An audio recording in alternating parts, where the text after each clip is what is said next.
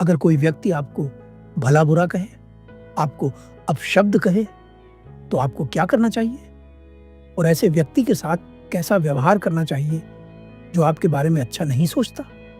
ये समझाने के लिए एक छोटी सी कहानी गौतम बुद्ध के जीवन से, जो आपको सिखाएगी कि उन लोगों के साथ कैसे व्यवहार करें जो आपको भीतर से पसंद नहीं करते। एक बार बुद्ध और उनके कुछ भिक्षु एक गांव में भिक्षाटन के लिए प्रवेश करते हैं।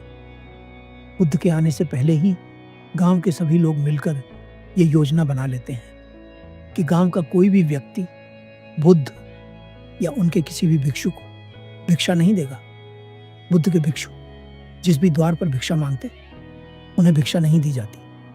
बुद्ध और उनके भिक्षु गांव में आगे बढ़ते रहते हैं, पर किसी भी घर से किसी भिक्षु को भिक्षा नहीं मिलती। गांव का वातावरण देखकर बुद्ध और उनके भिक्षु समझ जाते हैं कि यह सब जानबूझकर किया गया है। इसलिए बुद्ध और उनके भिक्षु उस गांव से प्रस्थान करने लगते हैं। इतने में ही एक व्यक्ति बुद्ध के पास आता है और कहता है, रुको, कहाँ जा रहे हो?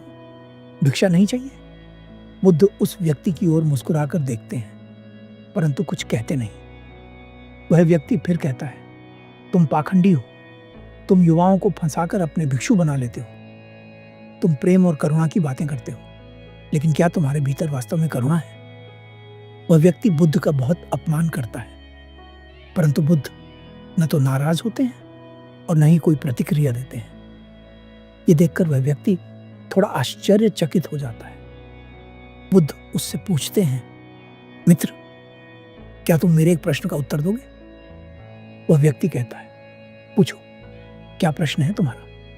बुद्ध पूछते हैं, मित्र, यदि कोई व्यक्ति तुम्हारे लिए उपहार लाए और तुम उस उपहार को लेने से मना कर दो, तो वह उपहार किसके पास रहेगा?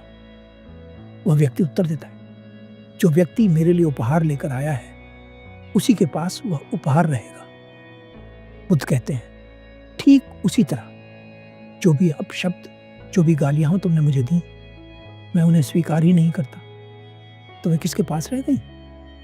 बुद्ध की बात सुनकर वह व्यक्ति बुद्ध के चरणों में गिर पड़ता है और कहता है, मुझे क्षमा करें बुद्ध, मेरे भीतर से तो ये आ रहा था कि मैं कुछ गलत कर रहा हूं, लेकिन लोगों के बहकावे में आकर और अपने पुराने विश्वासों के कारण मैं आपको भला बुरा कहता रहा, परंतु आपने मेरे किसी भी अपशब्द का उत्तर अपशब्द से नहीं दिया। आपने अपशब्दों के बदले करुणा की वर्षा की। ऐसा मनुष्य मैंने पहले कभी नहीं देखा। बुद्ध कहते हैं, मैं स्वीकार ही नहीं करता, यही मेरे लिए सबसे जरूरी बात है, परंतु ज्यादातर लोग अस्वीकार कर ही नहीं पाते। तो ऐसे लोग क्या करें?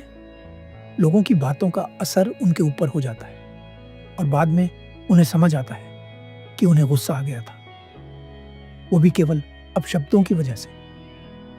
ऐसा नहीं था कि जब सिद्धार्थ बुद्ध नहीं हुए थे तब उन्हें लोगों की बातें दुख नहीं देती थी या खुश नहीं करती थी, परंतु अब वे उन बातों को स्वीकार ही नहीं करते। अगर आप भी अस्वीकार नहीं कर सकते तो एक काम जरूर कर सकते हैं। आप उन लोगों से अलग हो सकते हैं जो आपके बारे में अच्छा नहीं सोचते। अब आप कहेंगे, अगर वो हमारे अपने ही हों तो हम उनसे कैसे अलग होंगे?